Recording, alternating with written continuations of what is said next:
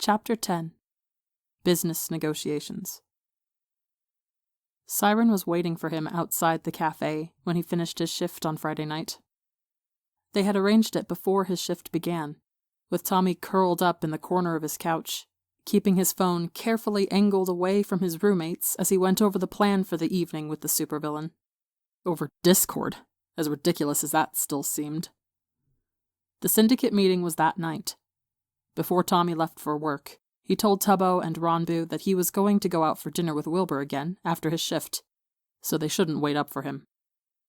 Tubbo barely acknowledged the information, while Ronbu mumbled a half-hearted, have fun, his way. Although he could tell Ronbu wasn't happy with Tommy's secret-keeping like Tubbo was, at least Ronbu was trying not to be a bitch about it. Tommy had told Siren when his shift ended so he could wait for him, and then he could take Tommy to the meeting without issue. A part of Tommy had been worried that Wilbur was going to actually show up that day and invite him to dinner, and he'd have to make up some excuse about why he couldn't go. But it must have been his lucky day, because Wilbur didn't stop by the cafe that night, and Tommy was saved the dilemma. As the door to the cafe shut behind Tommy, he quickly spotted Siren peeling himself from the shadows under the awning. He had been scrolling through his phone when Tommy opened the door, but quickly pocketed it to step up beside him as he locked the door to the shop.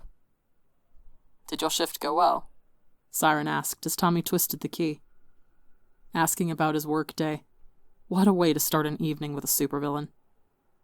"It was fine, I guess," Tommy said, resisting the urge to give Siren a weird look as he shoved the keyring in his pocket. "Has your day been good?" he asked awkwardly, feeling like it was a bit rude not to return the small talk Siren had offered.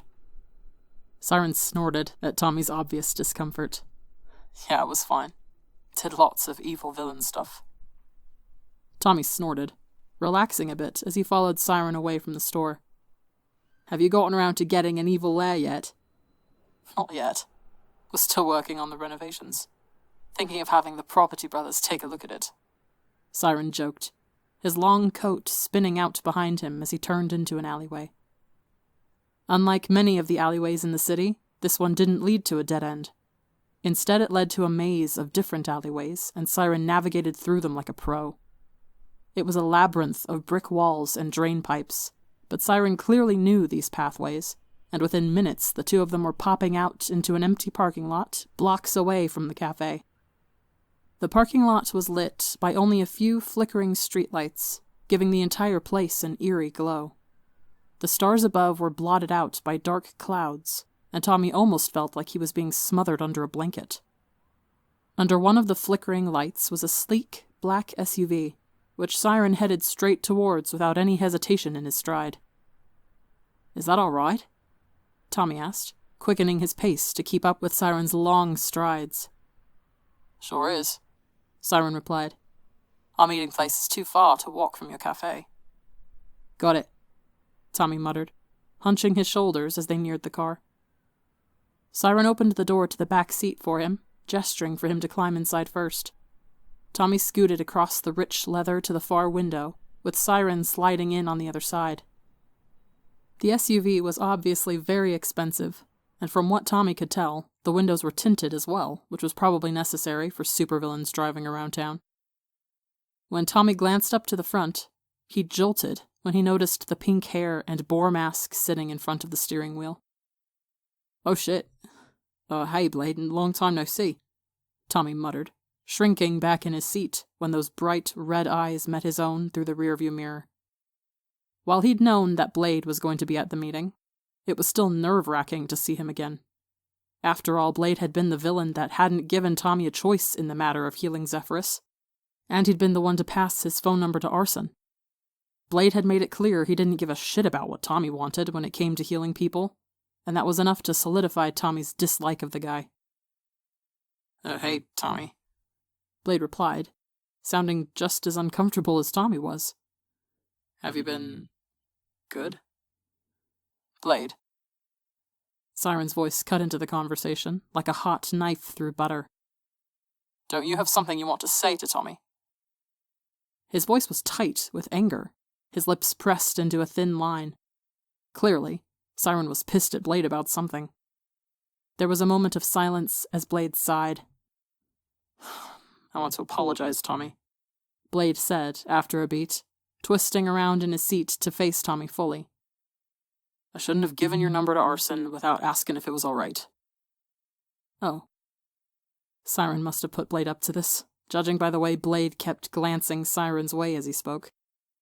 Tommy huffed. You don't have to apologize just because Siren wanted you to. Blade shot a nervous look Siren's way, and Siren pointedly turned his head so he was looking out the window. After another beat, Blade sighed again. I don't regret what I did, he said. Siren whipped his head back around. Blade, no, Siren, I'm not going to lie to a kid like that. Arson called me and she was damn near having a panic attack because Iceman wasn't breathing.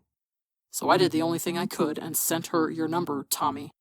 It wasn't right, but Iceman would have died if you hadn't helped him. Tommy was silent, trying to figure out how to respond to that because he knew he didn't regret helping Iceman. Think about it this way, Blade continued. If I had called you beforehand and asked if you were willing to help save my friend's life, would you have said yes? Shit. Yeah, he got him there because Tommy knew he would have said yes in a heartbeat. Yeah, would have, Tommy muttered, slinking down in his seat. That's not the point though, Blade. Siren cut in. The fact is you didn't ask for Tommy's permission. You treated him like a service for hire, not like a person with their own thoughts and feelings on matters. You did the exact same thing with Zephyrus. Blade shot back, glaring at Siren. I did, and I apologized to Tommy for that already. Siren retorted. It was wrong of me to do that, and it was wrong of you to— Can both of you shut up? Tommy groaned, dragging his hands through his hair. Look, Siren, buddy, I appreciate what you're trying to do here, but I don't need an apology from Blade to feel better about shit. What's done is done. Tommy, I never said I wasn't apologizing. Blade cut in. I said I didn't regret it, but I do owe you an apology. So I'm sorry about invading your privacy like that. It wasn't right. Once again, getting an apology from a supervillain was very weird. Still, Tommy did his best to take it in stride, just shrugging and nodding his head. Thanks, I appreciate it. You're welcome. Now can we head out, Siren? We're going to be late to our own meeting. Blade asked, shooting Siren a pointed look. Siren snorted. Yeah, sure, we can head out. Don't want Zephyrus to get there before us and get all pissy. As Blade started the SUV and pulled out of the parking lot, Tommy leaned back in his seat with his backpack on his lap. Is Zephyrus flying there? Yep, sure is. He has to hide his wings during the day, so he likes to stretch them out when he can. Siren explained, resting his head against the back of the seat. How does he hide them? Tommy asked. I feel like that'd be kinda hard to do, considering how big they are. It's hard to explain. Blade chimed in. But essentially he can make them disappear. Although he can still feel them as if they're being pressed really tightly against his back. Pretty uncomfortable overall. Gee, that sucks shit, Tommy muttered. Zeph is used to it, so it's not a huge deal, Blade replied, although Tommy still felt bad. He supposed that was one of the main drawbacks of being a supervillain. Of course, besides the heroes trying to murder you all the time. Having to hide any identifying factors about yourself to make sure no one noticed the similarities between you and your alter ego. Must have been really tiring, especially if you had powers that weren't easily hidden.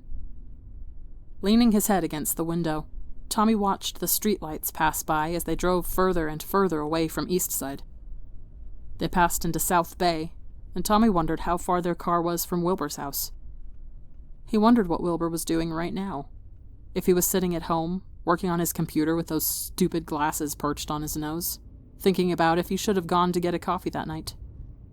Or maybe he was watching a movie with Phil and Techno, laughing and joking around a mouthful of baked potato. Glancing to his left, he saw Siren leaning against the car window in a mirror of his own pose. His hands were folded in his lap, and although Tommy couldn't see his eyes under his mask, he had a feeling they were closed. As they began to make their way out of South Bay, Siren straightened up and leaned over to reach into the center console in the front of the car.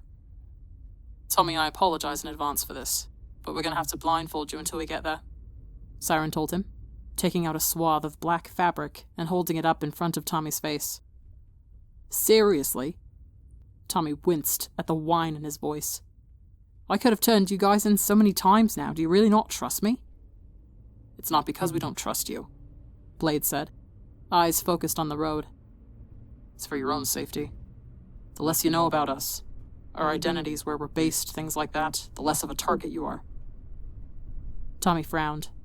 "But no one even knows I'm working with you." "They don't, but people can still see things they're not supposed to. You said it yourself, you don't want to be involved in this world. We're trying to keep you out of as many things as possible. Do you understand?" Normally, Tommy would bristle at being spoken to like that, as if he was a child who didn't know how to handle himself. But the way Blade said it didn't make it feel condescending. It just made sense, and Tommy appreciated the thought the villains had for him in that regard. "All right," Tommy muttered. "Put it on."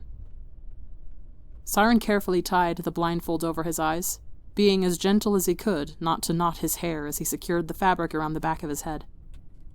Everything was black, and Tommy couldn't even make out the faintest trace of light. Taking a deep breath, Tommy leaned back in his seat and tried to keep himself calm. It was fine. He was fine.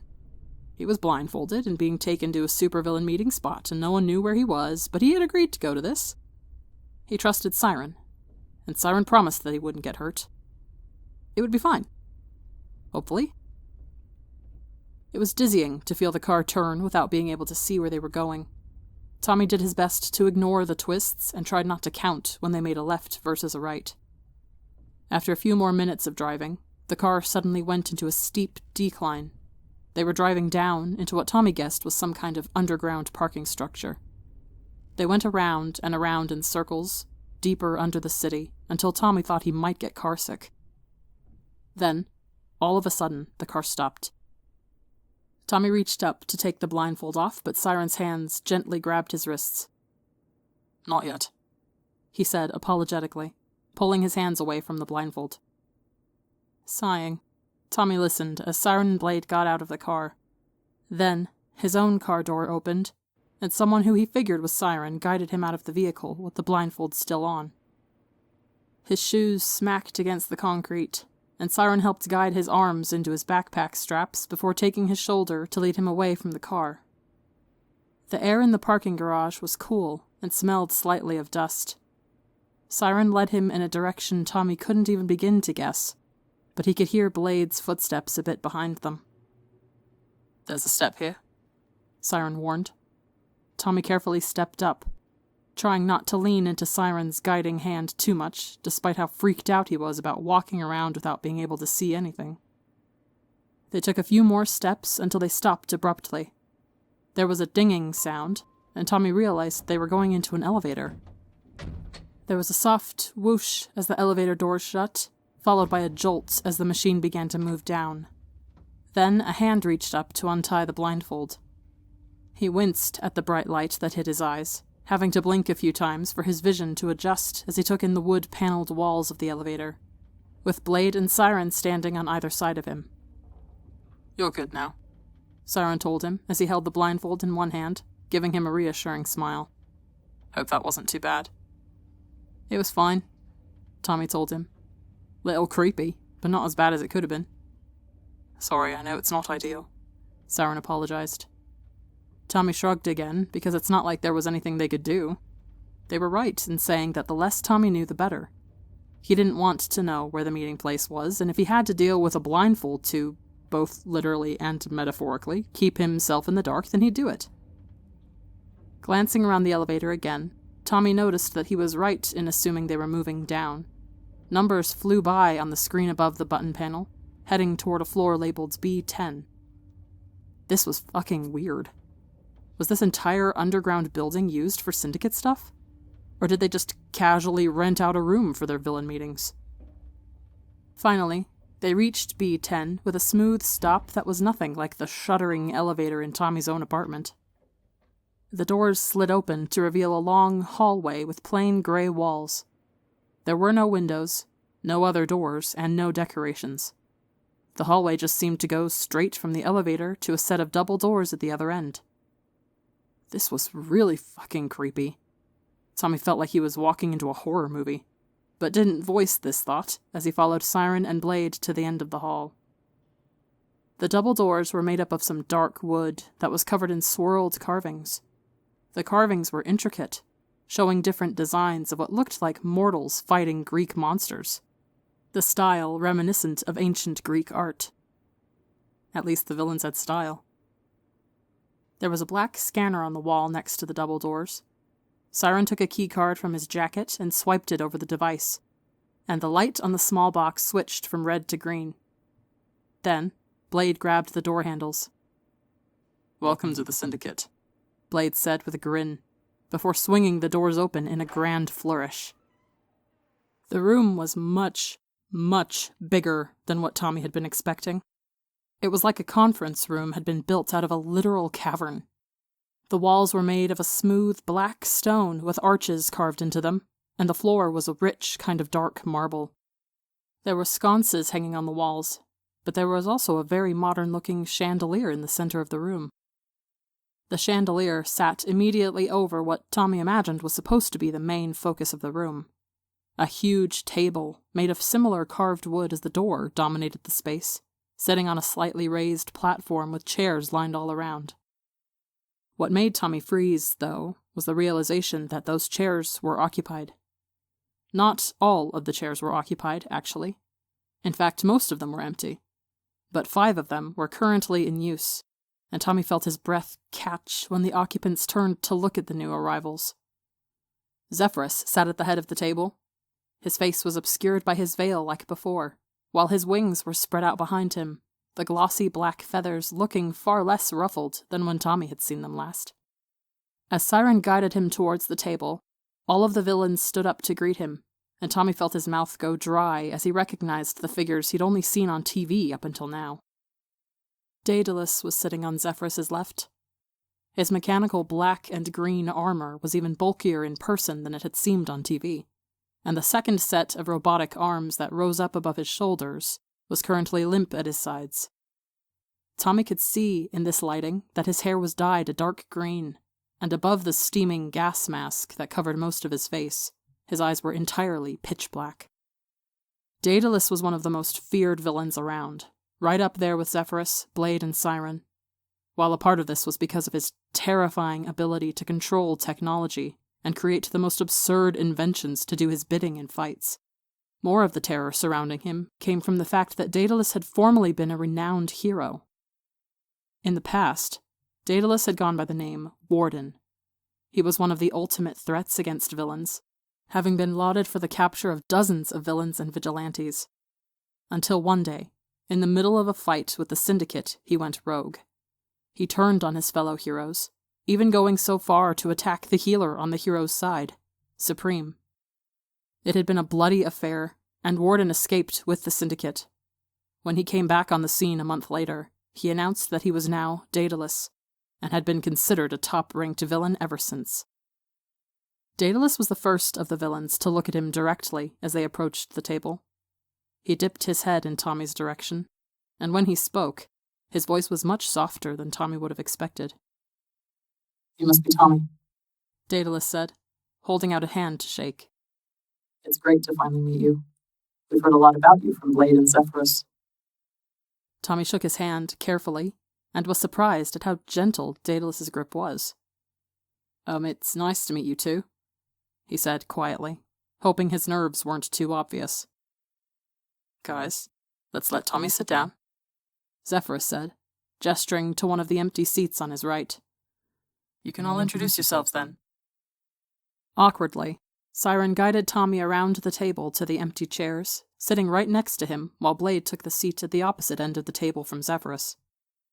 Tommy set his backpack on the floor by his feet and glanced around the table to meet the eyes of the other villains there. "All right, let's get things started," Zephyrus began, standing up from his seat. "This is Tommy, as you all know. Everyone else want to introduce yourselves?" "I'd be surprised if the kid didn't know who any of us were," a voice to Tommy's left snorted. He craned his head to look around Siren, and was met with the half-smiling, half-frowning split theater mask of Jester.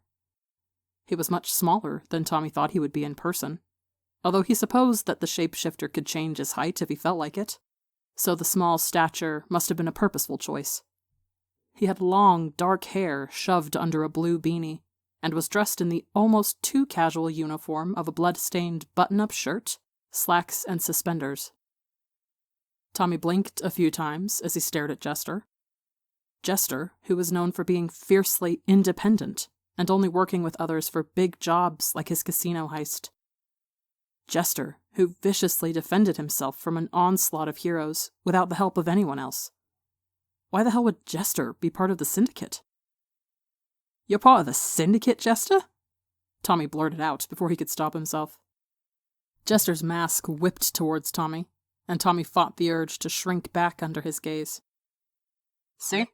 Told you the kid would know who we were." Jester chuckled. "And to answer your question, no, I'm not technically a part of the Syndicate. Think of me more like a business partner, if you will." Huh. Tommy had no idea what that meant, but he'd roll with it. "I think I might need to introduce myself," a female voice then cut in. Tommy glanced across the table to see a woman sitting beside Daedalus. Her mask looked as though it were made of tree bark, with flowers blooming all through her curly hair and a vine of roses twisting up her arm. "I'm Rosethorn, though I used to be the vigilante known as Dryad." Oh shit, of course. Dryad had been a popular vigilante for a brief period of time before she disappeared without any warning. Wilbur had mentioned that he heard she became a villain, and apparently that was true, considering she was sitting in the middle of a syndicate meeting. Now there was only one figure left at the table. Looking next to Rosethorn, Tommy noticed a woman with light pink hair let loose around her shoulders, wearing a lacy black masquerade mask. He frowned, because he recognized her almost immediately, but she looked different than the last time he'd seen her. "Arson, what's up with the new mask?" Tommy asked, leaning across the table to get a better look at her. "And where's Iceman?" he added, realizing the seat next to her was empty. Arson gave him a surprisingly sweet smile. "We've decided to do a bit of rebranding since you last saw us. I go by Nemesis now, and Iceman goes by Thanatos," she explained. Then she reached up to tap her ear, and Tommy noticed she was wearing an earpiece. "Thanatos is taking it easy right now, because he's still healing from his injuries, so he's just listening in for today." Oh. Well, the rebranding was a surprise, but Tommy knew that sometimes villains switched things up like that. "Well, I'm glad to hear Thanatos is actually taking time to recover," Tommy said, knowing he would have been pissed if the villain ended up needing another healing session so soon. "Tell him I said A up." Nemesis giggled as she touched her earpiece briefly. "He heard you, and he says A up right back." "Good man," Tommy said, before shrinking back in his seat when he realized all the villain's eyes were on him. Siren squeezed his shoulder briefly, and Tommy felt a bit of tension in his back loosen at the kind touch. "Well, I think that's everyone then?" Zephyrus spoke, before the ensuing silence could get awkward. "I suppose we should move on to the reason Tommy is here with us today. As you all know, he has healing abilities, and we want to work out an arrangement where he can act as a healer for us all when we need it. Within reason, of course." Siren chimed in, straightening up in his seat. "Healing takes a lot out of Tommy, so while it might seem easier to come to him whenever you get a minor cut or stab wound in a fight, I think it would be best if we reserve going to Tommy for emergencies only." "You don't, have to do that." Tommy then cut in, figuring he should probably speak for himself on this. "It actually takes a lot less out of me if it's a smaller wound. Like when I healed Zephyrus's bullet wound, it only gave me a bit of a headache and tired me out, but when I healed Thanatos' wound, I ended up puking." "That doesn't mean it's okay for us to just use you as a catch-all healer," Siren argued. "You shouldn't have to deal with regular headaches and fatigue like that, unless we have no other options. I think if he's willing to be a catch-all healer for us, and if we're paying him, then we should be allowed to go to him whenever we want," Jester pointed out. "Why can't you just use potions for the minor wounds?" Siren asked, his voice edging on something sharp as he whipped his head towards Jester. "Not all of us have easy access to potions," Daedalus then said, leaning back in his seat with his arms folded over his chest, and his robotic arms folded above his head. I mean, I could probably work out a way for the rest of you guys to get easy access to potions. Rosethorn chimed in. That? She cut herself off from saying the name with a glance at Tommy and coughed before continuing. I mean, my boss at work usually has a lot in the back room in case someone burns their hand or something. See? You can get potions without issue, so Tommy should only be a last resort. Siren huffed. Exactly. I don't think we should be tiring Tommy out like that unless it's absolutely necessary. Nemesis agreed. While Tommy appreciated how aggressively Siren was arguing on his behalf, he also had to admit it was getting a little tiring to be talked about like he wasn't there. Guys, Tommy said, drawing all the eyes in the room back to him. How about I say what I'm comfortable doing, and then we can work things out from there? The villains all shared awkward glances, clearly embarrassed about not giving Tommy the opportunity to speak on his own behalf. Go for it, Tommy, Siren said, patting his arm. Nodding, Tommy straightened up in his seat. While I agree with Siren in that I don't want to be the one you call every time you get a scrape, you also don't have to literally be on death's door to come see me. For example, if there's a bullet wound that won't kill you, but it's going to be a pain in the ass to deal with, you can text me. If you show up with a small cut on your arm, though, I'm just going to bandage you up the normal way. How does that sound? I think that's very fair, Zephyrus said, almost sounding like he was proud of Tommy for speaking up. As far as salary goes, what kind of payment are you looking for? Oh shit. Yeah.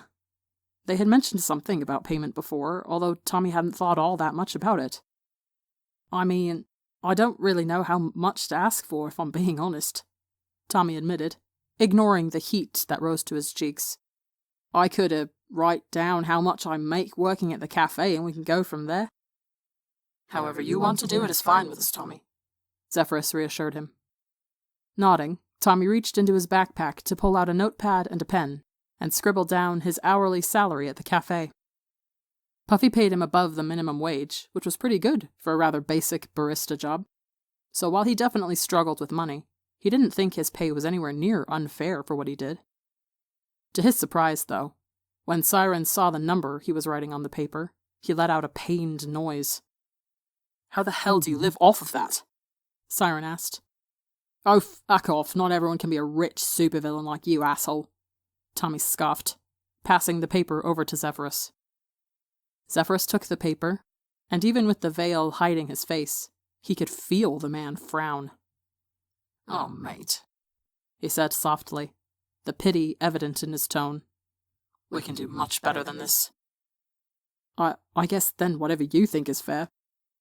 Tommy thought his salary was perfectly fine, but apparently it wasn't good enough for these villains. Zephyrus took a pencil that Tommy hadn't noticed was on the table and scribbled a number, then tilted the pad to show Daedalus, whispering with him and nodding. He then scratched out that number and rewrote it, and after showing Daedalus a second time, Daedalus gave him a thumbs up. How about we can deposit this into your bank account every time you heal one of us as a standard flat rate? Zephyrus suggested, pushing the notepad back to Tommy. Tommy looked at the paper, and his eyes nearly popped out of his head. Holy shit. Holy shit. That was a lot of fucking money. Did these villains really just have that kind of cash laying around that they could throw at some random teenager to fix their wounds? Holy shit, Tommy muttered as he stared at the page in shock. Siren leaned over his shoulder to look, and immediately scoffed. Come on, Zeph, you can do better than that. What? No, it's fine, Tommy protested, whipping his head towards Siren. No way is this too much, honestly. I don't need this much, you can go way lower. Siren slapped a hand over his mouth as the notepad was yanked from his hands. See? The child doesn't even know what fair payment is. Don't take advantage of a kid and give him more. Tommy frowned and tried to pry Siren's hand off of his mouth, but Siren wouldn't budge. After a few more seconds of fighting, Tommy resigned himself to his fate and slumped back against the chair while Zephyrus took the notepad back to revise the number. A few moments later, Tommy was presented with another figure, and he only managed to let out a strangled noise under Siren's hand. That's a good number, Siren said, grinning at the paper while keeping one hand over Tommy's mouth. Tommy shook his head, trying to convey that he really didn't need that much money, and Zephyrus chuckled. Siren, let the kid speak for himself, Zephyrus scolded, although there was a smile in his voice. Pouting, Siren dropped his hand. I don't need this much, Tommy said as soon as he was free to speak. How do you people even have that much money to just throw around like that? We're not throwing it around, Tommy, Zephyrus said, and Tommy could feel the villain's eyes on him under his veil. We're paying you for helping us. This is a business arrangement. Yeah, but I don't need that much money to do that, Tommy argued. Let me see the paper. Jester then jumped in, reaching towards the middle of the table. Siren slid it towards him, and Jester skimmed over the page for a few seconds in silence. Then, after a beat, he nodded. Now that's fair, kid. I'm pretty sure this is pretty close to what Supreme gets paid by the Hero Committee. From the corner of his eye, Tommy noticed Daedalus flinch at the mention of Supreme. However, no one commented on it. If it's the standard rate for healers, then I think that's totally fair, Rosethorn said as Jester slid the paper back to Tommy. Tommy squirmed in his seat as he stared at the number on the page again. That was a lot of money. He knew his view of money was a little skewed because he'd basically been living paycheck to paycheck for several years now. But that still felt like way too much for him to accept in good conscience. While he knew he desperately needed the money, there was a part of him that was deeply uncomfortable with the idea of taking any payment for saving people's lives. He didn't save Siren because he wanted to get something out of it. He was lucky enough to have powers that could really help people, and it felt wrong to ask for money to do that. Noticing his inner turmoil, Siren leaned over to whisper in his ear. What's wrong? I thought you'd be happy about getting paid. Shrinking back from the way the other villains were very obviously trying not to listen to Siren and Tommy talk, Tommy scooted his chair closer to Siren so he could reach his ear easier. I don't like the idea of taking money for healing you guys, Tommy whispered, hating the way his cheeks flushed red at the admission. Makes me feel like a wrong'un. Siren let out a noise of surprise. You don't... Tommy, that doesn't make you a bad person. Doctors get paid for healing people. Supreme gets paid for healing the heroes. You're taking time out of your personal life and using up your own energy to help us. You deserve compensation for that, he explained, keeping his voice as low as possible. It made sense, what Siren was saying. But even still, Tommy couldn't help the whine of protest that rose from his throat, which made Siren smile. I swear to God, you're too kind for your own good, he said fondly, ruffling Tommy's hair before letting him go. Shut up, Tommy muttered, although his cheeks only burned brighter at the compliment. Very few people had ever described Tommy as kind before. When they met him, most people heard his aggressive jabs and loud voice and wrote him off as annoying. And Tommy knew he wasn't the easiest person to get along with. He had always been too much. Too loud, too impulsive, too sharp. That was why he'd been moved between so many foster houses as a kid. No one wanted to put up with him for a long period of time. Even the ones that promised they would love him no matter what got sick of him eventually. Tubbo was the first person to ever say Tommy was kind. In the early days of their friendship, back in the group home they all met in, Tubbo had once cried when some of the other kids had made a game out of stepping on as many bees as they could find in the pathetic patch of grass that was their backyard. Tommy had gotten into a fist fight with the group to make them stop, and although he lost, and earned a nasty black eye from it, he didn't regret it in the slightest. Especially when Tubbo had practically crushed him in a hug and said Tommy was one of the kindest people he'd ever met. Ronbu was the second person to call Tommy kind. When they were nearing the end of their days at the group home, the trio was high-strung, trying to make sure they were set to move out and ensure that nothing went wrong. They were so close to freedom, and were terrified of it slipping away from their fingers. And apparently, when Ronbu got really stressed, he was prone to sleepwalking, which terrified him, because he'd nearly fallen out of a window before during a sleepwalking episode. One night, Ronbu woke up with a hand on the front door to the group home, and he ended up having a panic attack. Once he had calmed down, he admitted to Tommy that he was terrified of falling back asleep and waking up somewhere else. To Tommy, the solution was obvious. Tubbo slept like the dead, but it wasn't all that difficult to wake Tommy up. So he climbed into Ranbu's bed with him, explaining that if Ranbu got up, Tommy would feel it and drag him back under the covers. They kept that arrangement for their last week in the group home, and Tommy woke up every single night to keep Ranbu from wandering off. Ranbu said that was extremely kind of him, but Tommy brushed it off because he was just keeping his friend from getting hurt. It was just common sense. And now, Siren was calling him kind. Tommy wasn't used to that, but Siren sounded completely genuine when he said it. If it really makes you uncomfortable, Siren then said, no longer whispering as Tommy jolted back to the present, we can lower it, but this is a fair salary. Grumbling, Tommy folded his arms over his chest. Can we go back to the first number? On one condition. Zephyrus jumped back in. In a few months we'll negotiate giving you a raise. Tommy groaned. Fine, if you fuckers are so easy to give me money, we can talk about a raise in a few months. He relented. Jester chuckled. Where the hell did you even find this kid?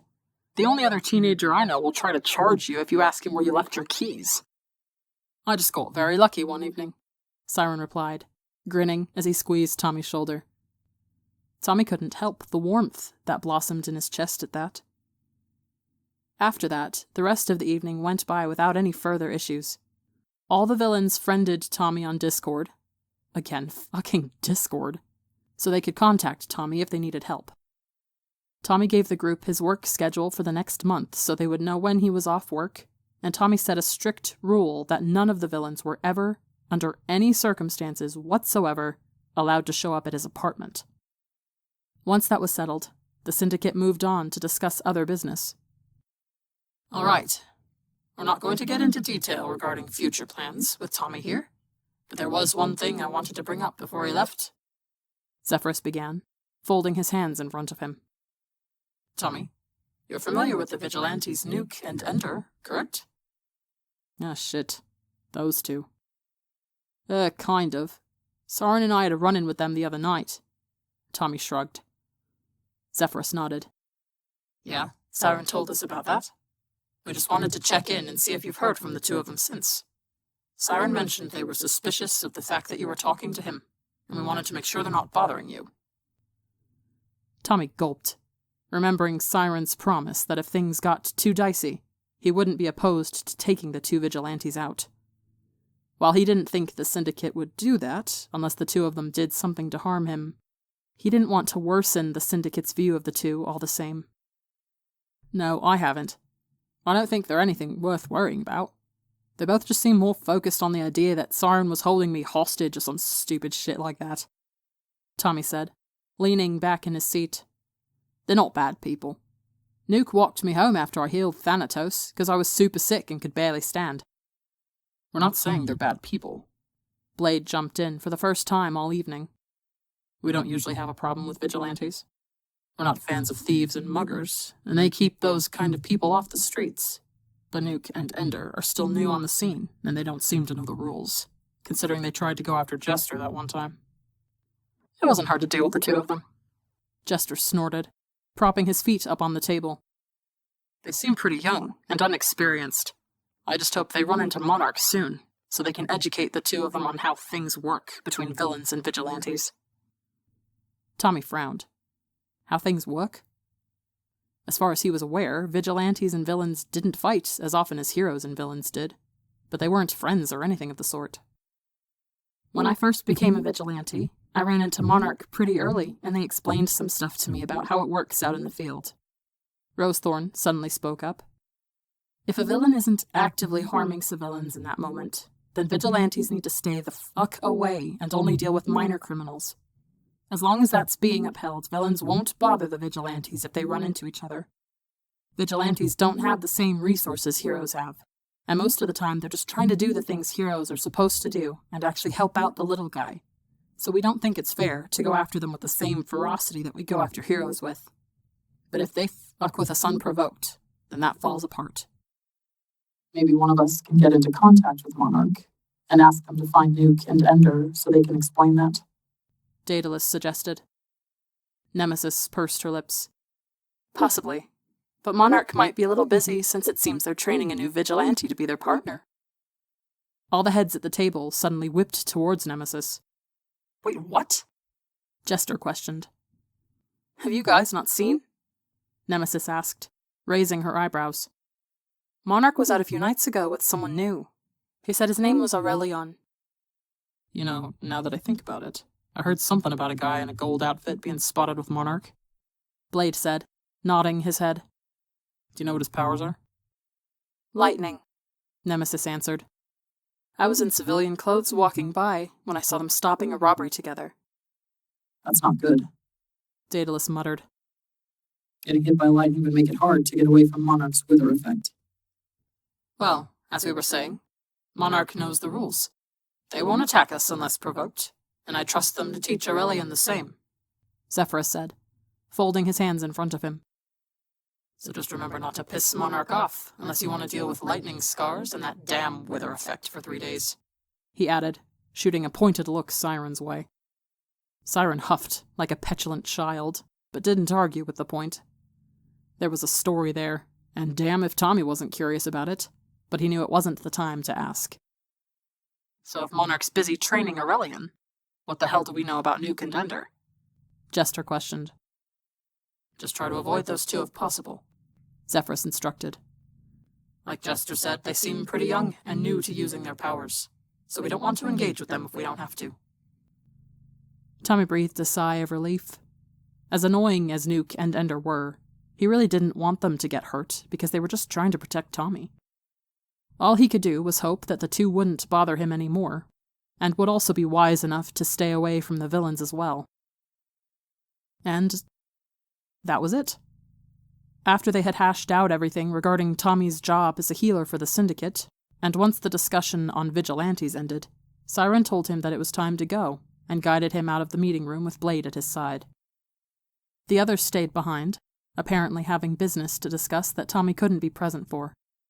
Once again, it was the rule of making sure Tommy knew as little as possible to ensure his safety. While a part of him was still hurt by the idea that they might not trust him, he shoved that down because he knew it wasn't like that. The drive home was significantly less awkward than the drive there had been. Tommy was blindfolded again as soon as they stepped into the elevator, and stayed blindfolded until they were passing back through South Bay. Blade dropped him off in front of his apartment building. Tommy said his goodbyes to the two villains, wondering if they were planning on going back to the meeting, or if they were done for the night. Either way, he didn't ask, instead just waiting until the SUV was out of sight before he trudged into his building. When he opened the door to his apartment, he expected to get a small hello from Ronbu and an icy stare from Tubbo. Instead, he was met with silence and an empty living room.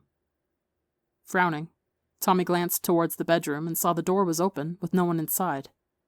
Tubbo's screensaver was bouncing around his computer monitor, while Ronbu's DS was charging on the edge of the couch. They went out, without him. The realization hurt more than Tommy thought it would, but he shouldn't have been surprised. He had told them he was going out with Wilbur tonight. It made sense for the two to decide to head out as well.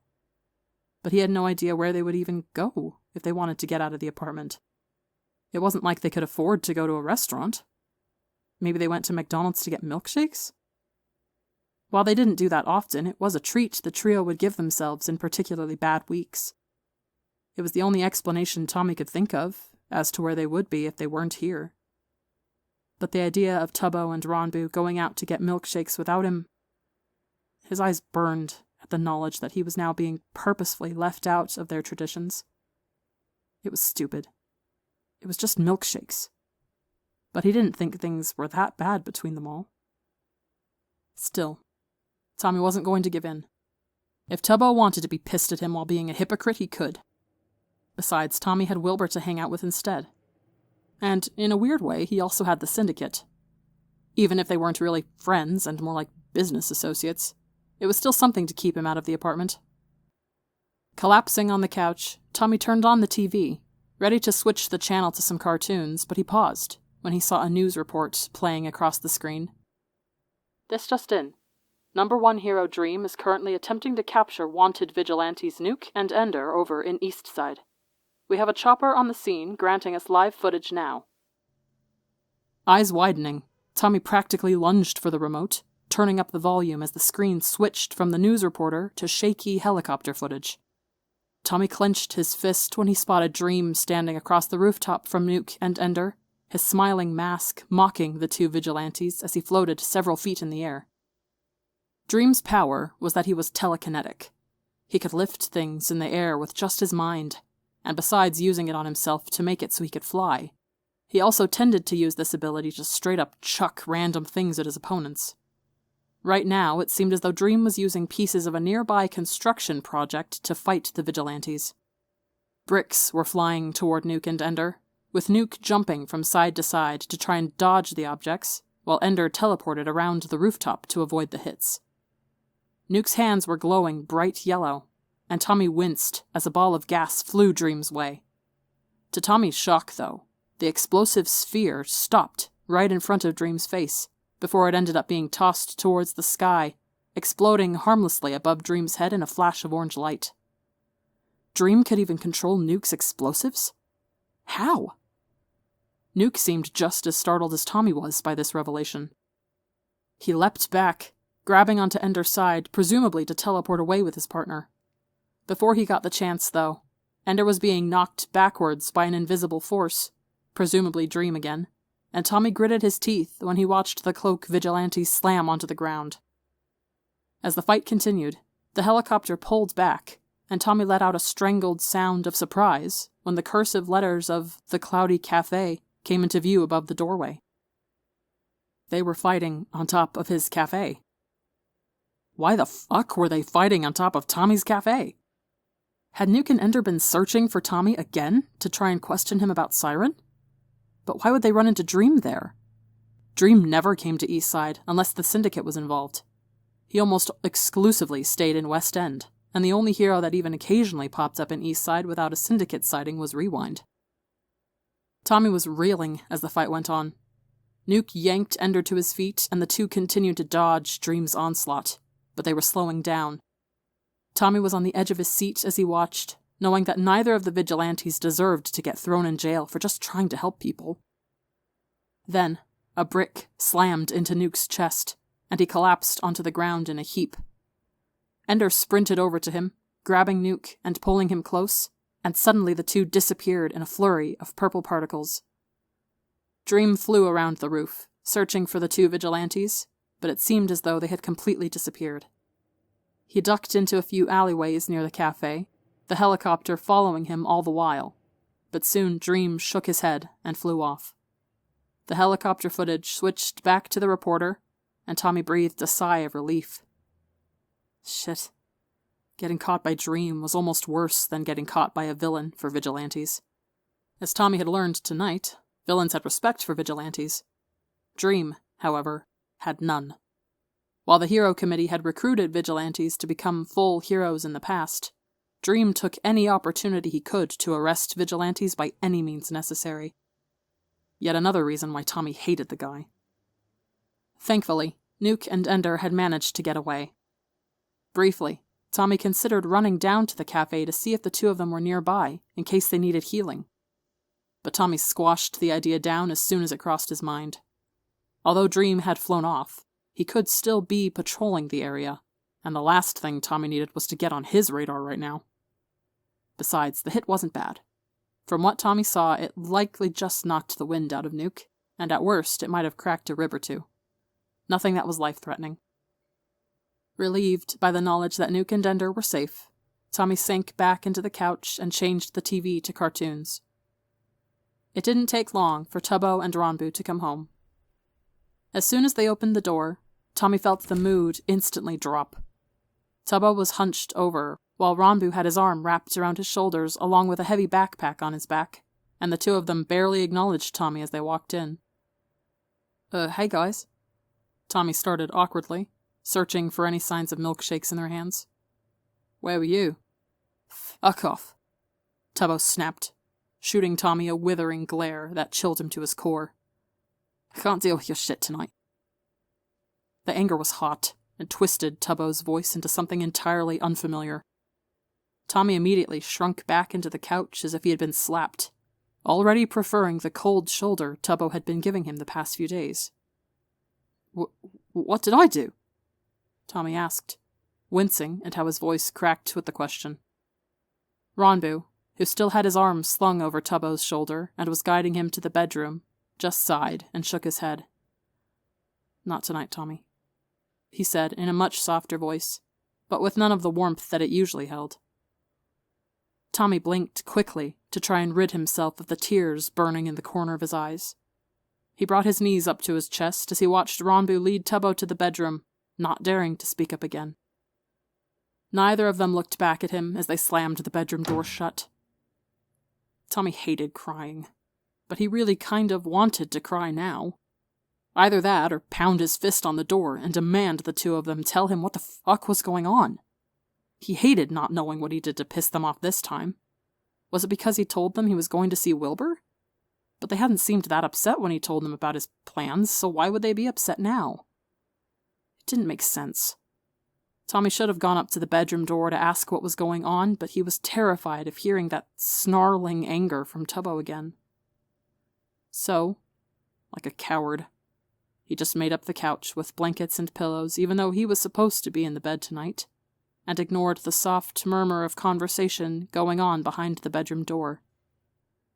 His sleep that night was restless, to say the least.